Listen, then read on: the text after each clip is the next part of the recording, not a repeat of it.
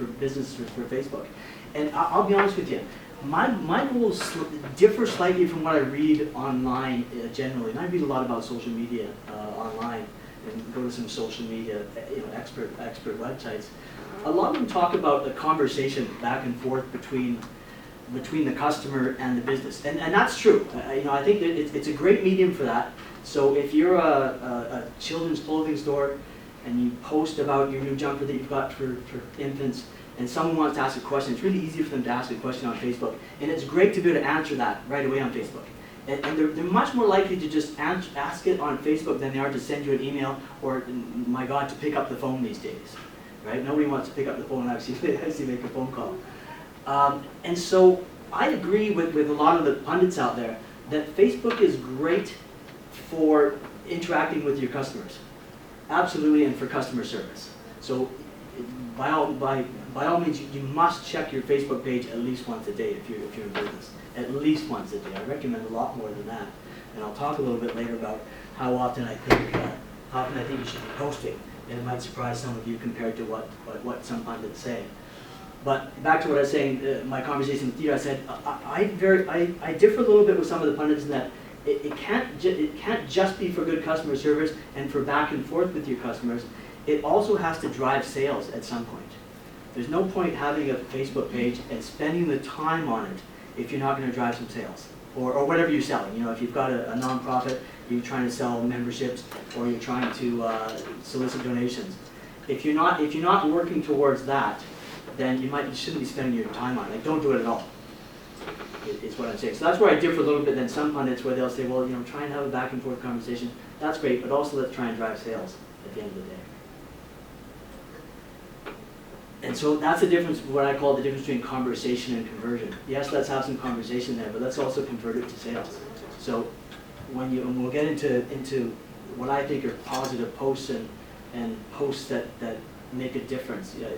There's no point posting on your page if every time you post it doesn't have some value to your customer and to you, to bring back to you. There's no point saying, good morning everyone, what a beautiful sunrise. I don't think that's a time well spent.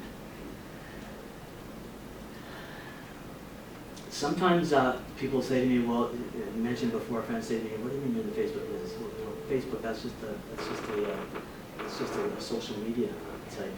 How do you make money off that? Well, this isn't about how to make money off it, but this is what I compare it to. I compare it to a TV station. A lot of businesses use their Facebook page to put out commercials, and that's fine. At the end of the day, that's what I said. You've got to sell your product, and you have to put relevant information on your Facebook page relevant to your business. But you can't always be putting out commercials. You can't continually put out commercials. Nobody tunes into a TV station, so I'll compare it to a TV station. It's an awful lot like a TV station. But there isn't a single TV station out there that just runs commercials. Nobody's going to watch that. Nobody's going to watch that TV station. So you can't have your Facebook page continually putting out commercials and that's all it's doing. It's commercial, commercial, commercial. You have to have something very interesting. You know what people do watch? They watch America's Best Commercials. They watch a half-hour show or an hour show of the world's best commercials. People like the best commercials. So that's about the only show they watch. So people like commercials, but they've got to be awfully, awfully good. So, and most of the commercials that are good, it's sometimes a little bit lost what the product is in it, but it's there. It's there in the bottom or at the end.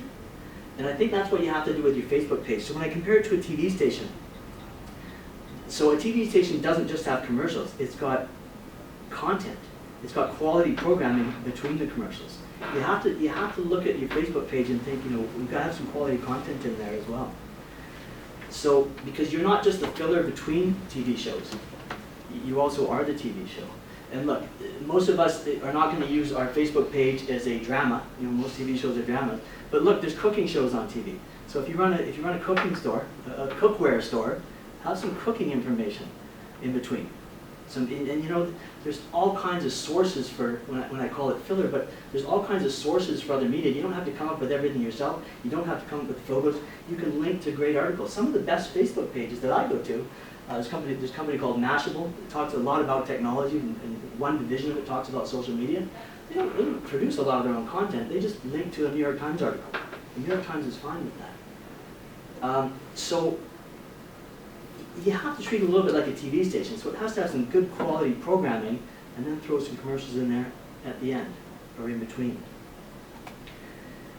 This is a little bit unprecedented, because it's not like a newspaper, or a TV station, or a radio station, where they're just gonna, they take care of all the content for you, all the quality programming, and then they ask you to pay for some money for the ads. You've got to do a little bit of that yourself. In that vein, and this is changing the tune a little bit, but you have to be a little bit careful about who you turn over the keys to this television station to. It shouldn't be your junior staffer. If you're going to put the time in to your Facebook page, you should make sure whoever running, whether it's yourself or whether it's one of your staffers, if you're in a larger company, you should make sure that those folks, I should say, know what they're doing. I see an awful lot of companies that turn it over to their junior staffer, the very junior marketing person. So it's not the person that writes their ads for the Times Columns. Now, I'm not sure if you folks are familiar with the price of Times Columns advertising, but an ad this size in the Times Columns, just for one day, is going to run you at least $1,500, maybe $2,000 for just one day. The person that, you know, I'll use Harbor Air just as an example, because I don't think they're here. The person that writes that Harbor Air ad that's going to cost them $2,000 to run for that one day, that's their senior marketing, or it's their marketing company. You know, they've outsourced it to an advertising agency that's going to put an awful lot of thought into that when they spend $1,500 or $2,000 on that ad. I think that most companies fail when they let their junior staffer run their Facebook page because they, for whatever reason, they don't think it's quite as important, or they don't understand it, or because it's free, quote free, they let their junior staffer run it, and their junior staffer doesn't quite get it right. So what I'm saying there is that if you're given a television station, that's what you've been given here. You've been given a medium for free. Facebook is giving you a free medium. They're giving you a free television station. Don't turn the keys to that television station over to your junior staffer. Let someone, certainly train your staffer, or do it yourself, or let someone that knows what they're doing run your Facebook page and put your quality posts up there. Questions, folks?